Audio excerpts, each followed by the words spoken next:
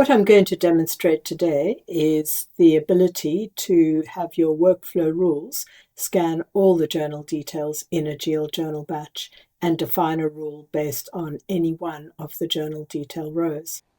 And during this demonstration, Approver 1, Anne, is going to review and approve the workflow instance using the web screens, the workflow console on the web screens.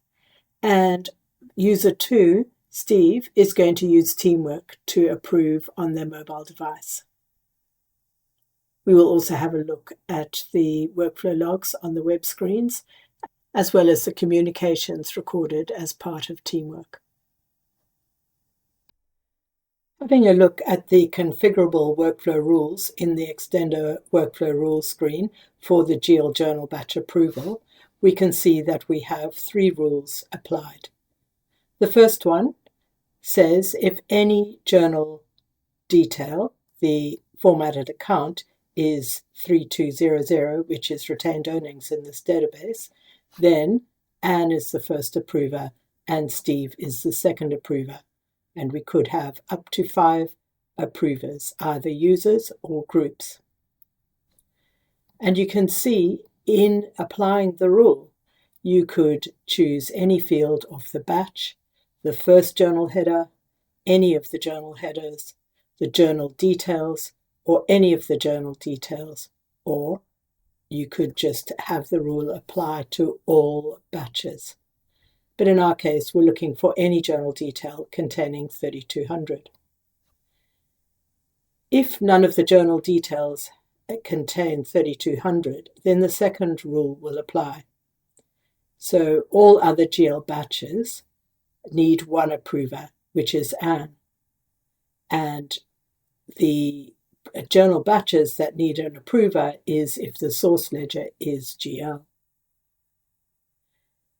But for all other GL batches that come from the subledgers, i.e. the source ledger is not GL, then they get automatically approved because we're saying all records don't need an approver.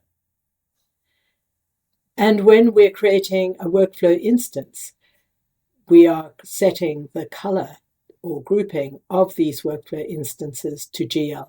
So somebody working on the workflow console with a lot of instances can just filter by GL if they need to. So let's have a look at how this would work in practice. Susan receives an email asking her to do the auditor's adjustments. And she can see this one for $100,000 for the retained earnings and exchange gain or loss adjustment. And so Sue goes to enter this particular batch.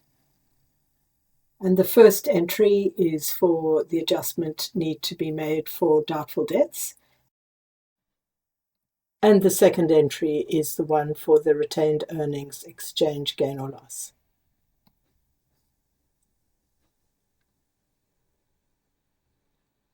And Sue is going to attach the auditor's requirements for later referencing by other people.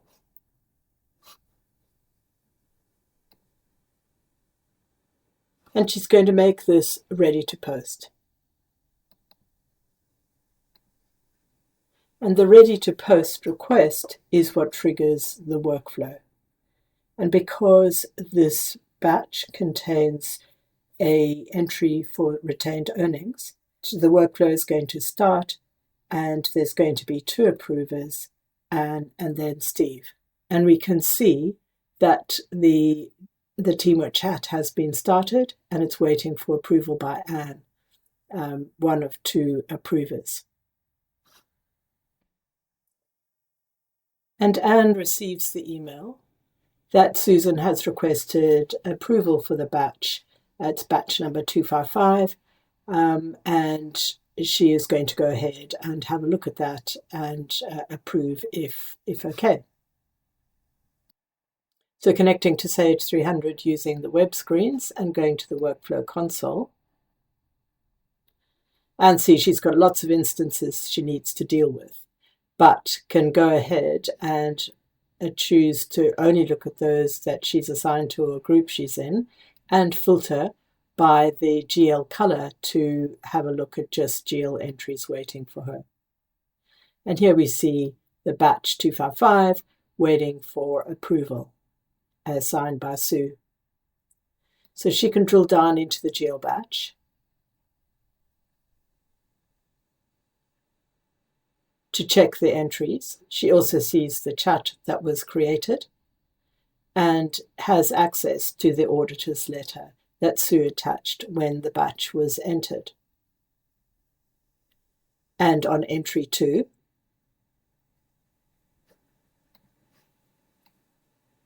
she can see the reason why the workflow has been included with 2 levels because of the entry to retained earnings. So this is all okay from her point of view, so she's going to go ahead and approve this instance.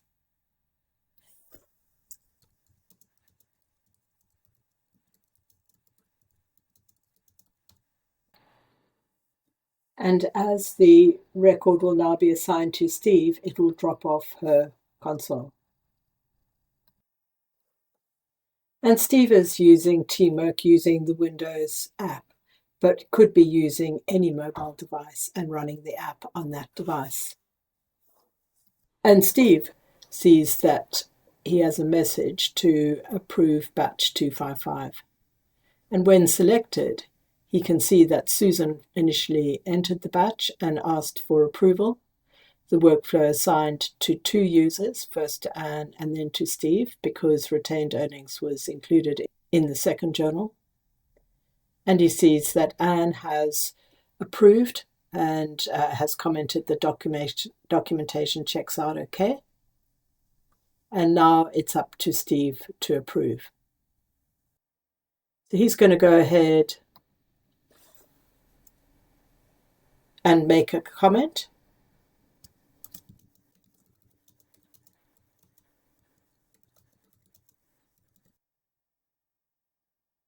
And is going to go ahead and approve.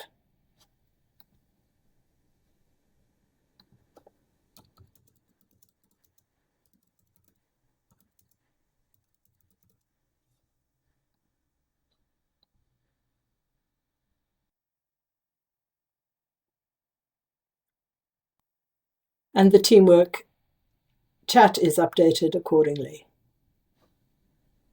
And back in Sage 300, signed in as Sue,